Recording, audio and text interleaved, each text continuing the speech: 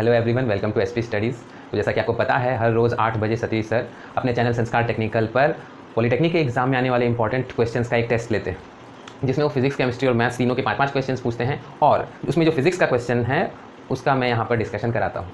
तो चलिए शुरू करते हैं पहले क्वेश्चन के साथ। देखिए, पहला क्वेश्चन है कि चुंबकन का एसआई मात्रक क्या है। चुंबकन को इंग्लिश में कहते हैं मैग्नेटाइजेशन। तो चुंबकन क्या होता है, ये जानने के लिए वीडियो को लास्ट तक देखिएगा, क्योंकि थोड़ा सा मे भी लंबा बताना पड़े, इसलिए मैं लास्ट में बताऊंगा। मैं आंसर बता देता हूँ। मैग्नेटाइजेशन यानी चुंबकन का एसआई मात्रक है एम्पियर प्रति मीटर। क्लियर? तो चलिए अब क्वेश्चन नंबर 2 देख लेते हैं। चुंबकन के बारे में आगे बताऊँगा। तो ये है अगला क्वेश्चन, जो क्वेश्चन दिखने में ही महाभारत है, लेकिन सॉल्व करने में कुछ खास नहीं है। सॉल्व करने में अगर आपको फॉर्मूला पता है तो बहुत आसानी से सॉल्व हो जाएगा। और मैं ऐसे क्वेश्चंस दे रहा हूँ जिसको पढ़ने से आपका कॉन्सेप्ट बहुत अच्छे से क्लियर हो जाए। याद रखिए, जब आपका कॉन्सेप्ट क्लियर हो जाता है ना, तो उस कॉन्सेप्ट से बनने वाले 20 क्वेश्चन आप सॉल्व कर सकते हैं। एक क्वेश्चन रटने से आप सिर्फ एक क्वेश्चन का आंसर कर पाएंगे, लेकिन एक कॉन्सेप्ट को सही से समझने से आप उससे बहुत तरह के क्वेश्चंस सॉल्व कर पाएंगे। आपको कोई क्वेश्चन ट्रिक नहीं कर पाएगा। ठीक है? तो ये क्वेश्चन कह क्या रहा है कि 5 एम्पियर पोल स्ट्रेंथ वाला 0.1 मीटर यानी कि 100 सेंटीमीटर लंबा एक बार मैग्नेट छड़ चुंबक 10 टेस्ला वाले एक यूनिफॉर्म मैग्नेटिक फील्ड में रखा हुआ है। यूनिफॉर्म मैग्नेटिक फील्ड यानी एक समान चुंबकीय क्षेत्र, जो कि हर पॉइंट पे जिसका वैल्यू सेम रहता है, उसको कहते हैं एक समान चुंबकीय क्षेत्र में रखा गया है। चुंबकीय क्षेत्र के साथ 30 डिग्री का कोण बनाते हुए आपको पता करना है कि मैग्नेट के ऊपर लगने वाला बलयुग्म यानी कि कपल क्या होगा। तो चलिए इसको सॉल्व करते हैं। तो आपके टाइम को बचाने के लिए ये ऑलरेडी सारा कैलकुलेशन कर रखा है। देखिए, सबसे पहले बलयुग्म यानी कि कपल का फॉर्मूला जानेंगे, जो कि होता है mv sin थीटा, जहाँ पर m है मैग्नेटिक मोमेंट यानी चुंबक का चुंबकीय आघूर्ण, और b है चुंबकीय क्षेत्र तीव्रता यानी कि मैग्नेटिक फील्ड इंटेंसिटी, और थीटा है चुंबकीय क्षेत्र और मैग्नेटिक डाइपोल के बीच बनने वाला कोण। अगर किसी को कन्फ्यूज़न हो रही हो तो मैं बता दूं कि मैग्नेटिक डाइपोल कहने का मतलब चुंबक ही होता है। चुंबक फिजिक्स के लैंग्वेज में एक चुंबकीय द्विध्रुव होता है, मैग्नेटिक डाइपोल, क्योंकि उसमें दोनों पोल होते हैं, नॉर्थ पोल भी साउथ पोल भी। चलिए, अगर चुंबकीय आघूर्ण की बात करें, मैग्नेटिक मोमेंट की बात करें, तो वो होता है m = चुंबक की ध्रुव शक्ति इंटू चुंबक की लंबाई। तो यहाँ पर क्वेश्चन में चुंबक की ध्रुव शक्ति और लंबाई दोनों आपको दी गई हैं। दोनों को आप मल्टीप्लाई करके पाएंगे कि इसका चुंबकीय आघूर्ण होता है 0.5 एम्पियर मीटर स्क्वायर, और पुट कर देंगे इस फॉर्मूला में, कपल के फॉर्मूला में, जो कि है mb sin थीटा। तो b का वैल्यू आपको डायरेक्टली दिया गया है और m का वैल्यू आपको निकालना है, जो कि यूं चुटकियों में आप 5 सेकंड में निकाल सकते हैं अगर आपको फॉर्मूला पता हो। बस आपको ध्रुव शक्ति और लंबाई को गुना कर देना है, मल्टीप्लाई कर देना, उसके बाद आपको वैल्यू पुट कर देंगे तो आ जाएगा m 0.5 हमने निकाला, 10 दिया हुआ है, एंगल 30 डिग्री दिया हुआ है, तो पुट करके आएगा 2.5 न्यूटन मीटर, जो कि शायद ऑप्शन सी है। ठीक है? तो आसानी है। तो चलिए अगला क्वेश्चन देखते हैं। अगला क्वेश्चन बहुत छोटा सा है कि किसी कुंडली के स्वप्रेरकत्व का एसआई यूनिट क्या होता है, यानी कि what is the SI unit of the self inductance of an inductor. बहुत छोटा सा जवाब है इसका। और क्या ये क्वेश्चन एग्जाम के लिए इंपॉर्टेंट है? यस, वेरी इंपॉर्टेंट, क्योंकि किसी भी भौतिक राशि का एसआई यूनिट याद करना बहुत इंपॉर्टेंट होता है। किसी भी भौतिक राशि का ऐसा यूनिट आपसे पूछा जा सकता है। और याद रखिए कि ऐसा यूनिट का जो क्वेश्चन है वो बहुत आसान भी हो सकता है और बहुत मुश्किल भी हो सकता है। ये डिपेंड करता है ऑप्शन पे। ऑप्शन के हिसाब से आसान या मुश्किल बनाया जा सकता है। जैसे यहाँ पर ये तीनों ही स्वप्रेरकत्व के ऐसा यूनिट, तो एग्जाम में ज़रूरी नहीं है कि ऐसा पूछे। और अगर आप एक एवरेज स्टूडेंट हैं, ज़्यादा दिमाग पे लोड नहीं लेना चाहते हैं, तो आगे का जो एक्सप्लेनेशन है वो आप स्किप कर सकते हैं। और जहाँ तक मुझे उम्मीद है कि आप मेरी वीडियो को देखने आए हैं तो ज़रूर आप एक्सप्लेनेशन देखने ही आए होंगे। तो चलिए मैं एक्सप्लेन कर देता हूँ। तो सबसे पहले एक छोटी सी चीज़ यहाँ देख लीजिए कि मैंने पिछली वीडियो में आपको बताया था फैराडे के विद्युत चुंबकीय प्रेरण के नियम के बारे में, जो कि क्या था कि किसी कुंडली में जो प्रोड्यूस्ड ईएमएफ होता है, उत्पन्न ईएमएफ होता है, वो उसके चुंबकीय फ्लक्स के परिवर्तन की दर के बराबर होता है। यानी कि EMF = ΔΦ/ΔT। यहाँ पे एक नेगेटिव साइन भी होता है, उसको आप इग्नोर कर सकते हैं अभी के लिए। तो यहाँ पर देखिए, अब LHS और RHS दोनों में आप ऐसा यूनिट पुट कर दीजिए। EMF का ऐसा यूनिट वोल्ट होता है, और यहाँ पर ये चुंबकीय फ्लक्स में परिवर्तन है तो उसका मात्रक हम लोग वेबर रख देंगे, वेबर ही होता है, और समय का रख देंगे सेकेंड। यहाँ पर डेल्टा से कंफ्यूज न होइएगा, क्योंकि समय और समय में परिवर्तन दोनों का यूनिट सेकंड ही होगा, सेकंड पुट कर देंगे और इसको सॉल्व करके मिल जाता है weber is equal two volt second. ऐसा ही यूनिट्स में फॉर्मूला यूज़ करके आप तरह तरह के रिलेशंस निकाल सकते हैं। यहाँ पर थोड़ी देर के लिए आप याद रखिए कि weber is equal two volt second होता है, कहाँ से आया, यहाँ से आया। चलिए अब हम लोग अपने काम के लिए इसका यूज़ करेंगे।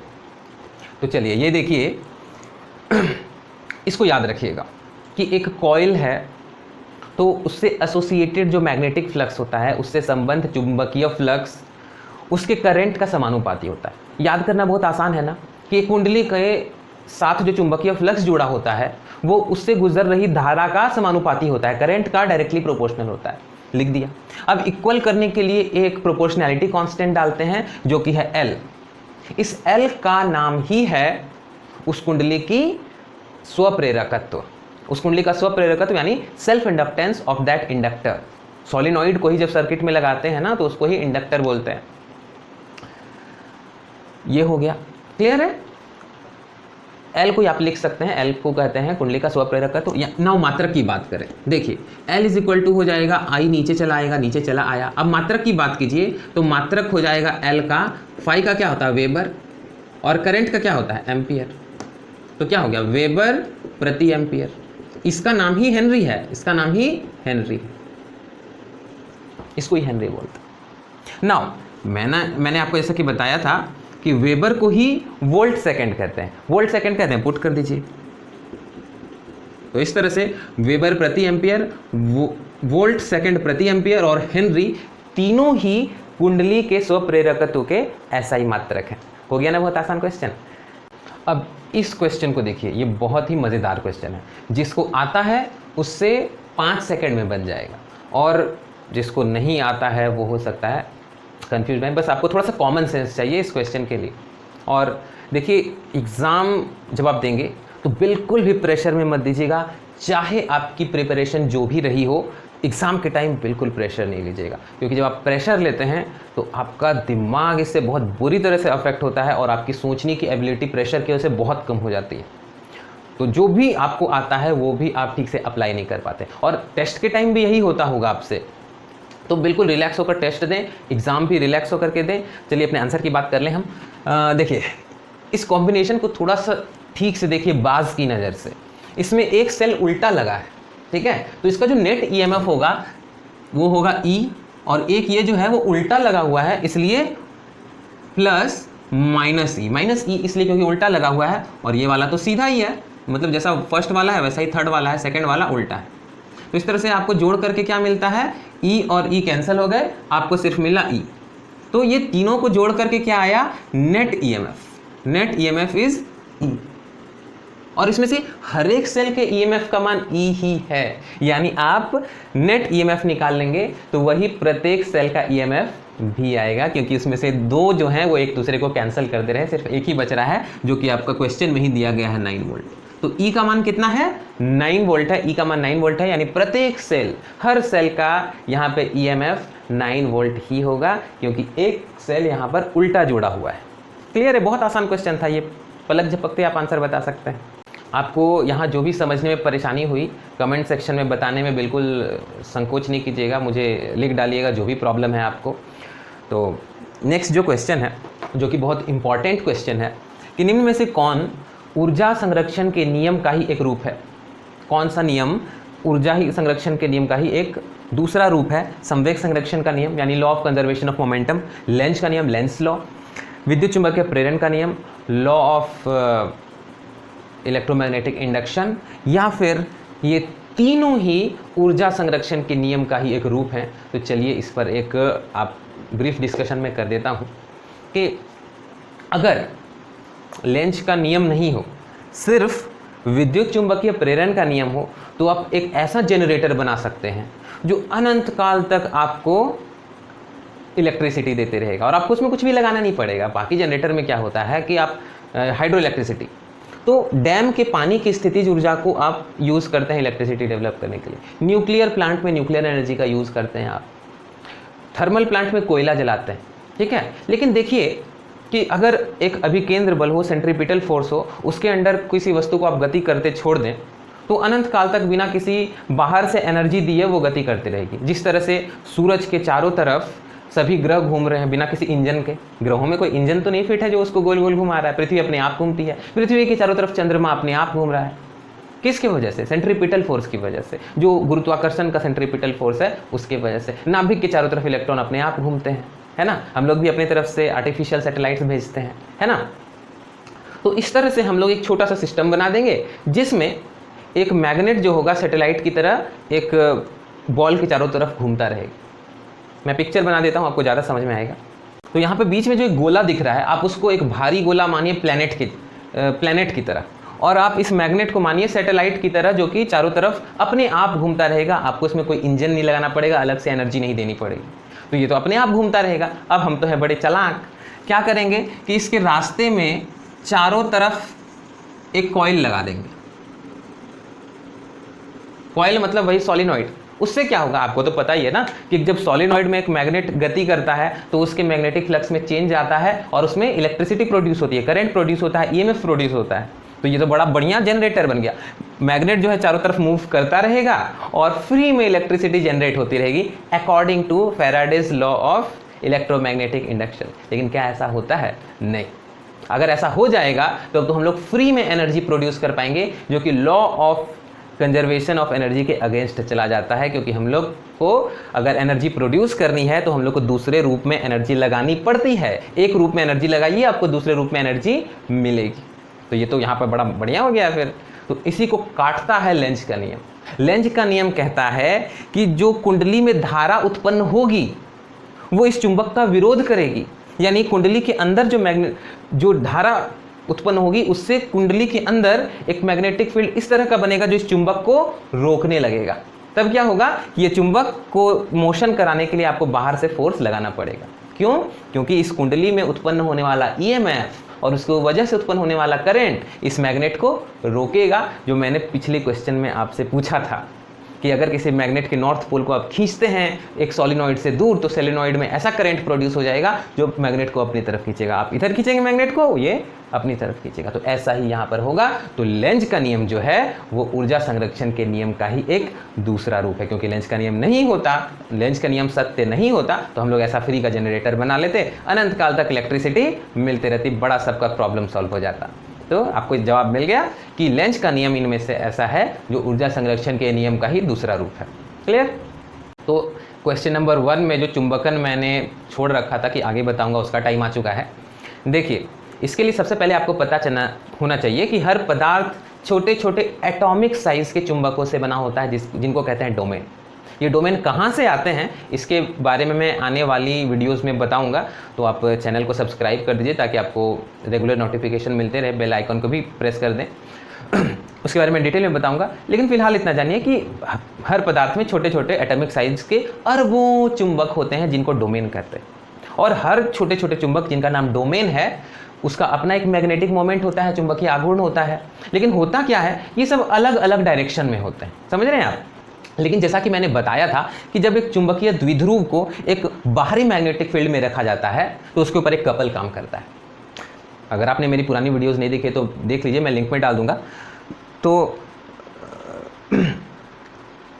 एक बलयुग्म काम करता है, कपल काम करता है। ये कपल इसको घुमा करके फील्ड के ही डायरेक्शन में ला देता है। तो आप एक पदार्थ है, उसके अंदर बहुत सारे डोमेन हैं, तो उसको जब आप एक एक्सटर्नल बाहरी मैग्नेटिक फील्ड में रखिएगा तो उसके अंदर के जितने भी डोमेन हैं वो सारे एक ही डायरेक्शन में घूम जाएंगे। ठीक है? और सारे एक ही डायरेक्शन में घूम जाएंगे।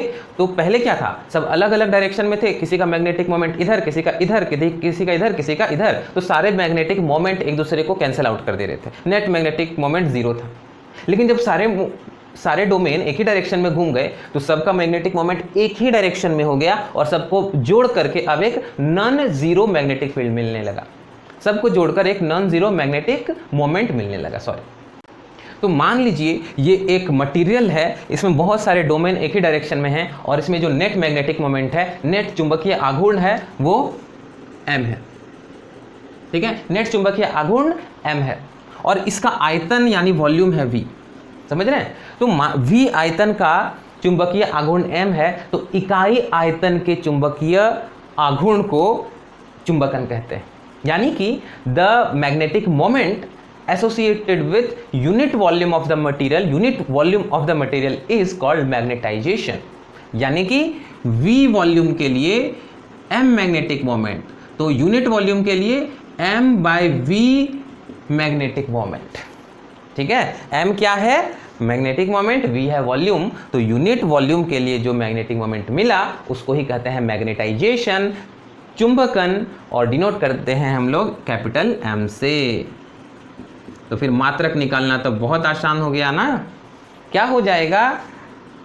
देखिए, चुंबकीय आघूर्ण मैग्नेटिक मोमेंट का तो आपको पता ही है, बिल्कुल, एम्पियर मीटर स्क्वायर, और उसको डिवाइड कर देना है आयतन के ऐसा यूनिट से जो कि है मीटर क्यूब।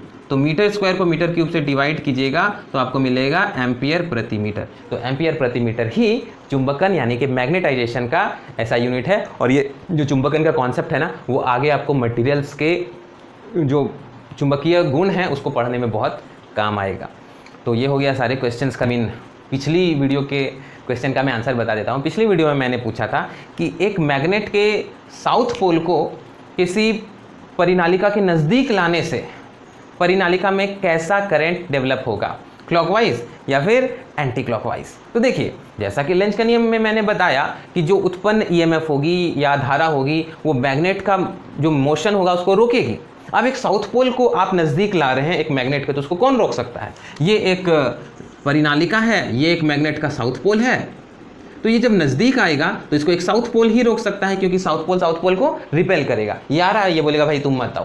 तो इसका मतलब रोकने के लिए इस सोलिनॉइड के ये वाले पार्ट को बनना होगा साउथ पोल, और साउथ पोल बनने के लिए फिर वही वाली ट्रिक, कैसे करंट? Clockwise current. ठीक है, तो अगेन इसमें क्लॉकवाइज करंट प्रोड्यूस होगी।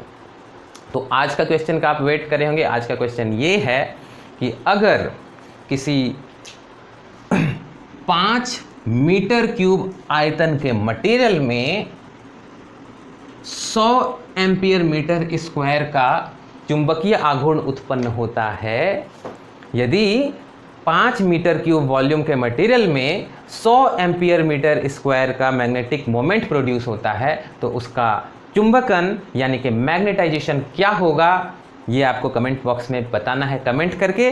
I hope you don't need even options, है ना। तो चलिए फिर अगले वीडियो में मिलते हैं, अगले सेशन में मिलते हैं। Thanks for watching, peace out.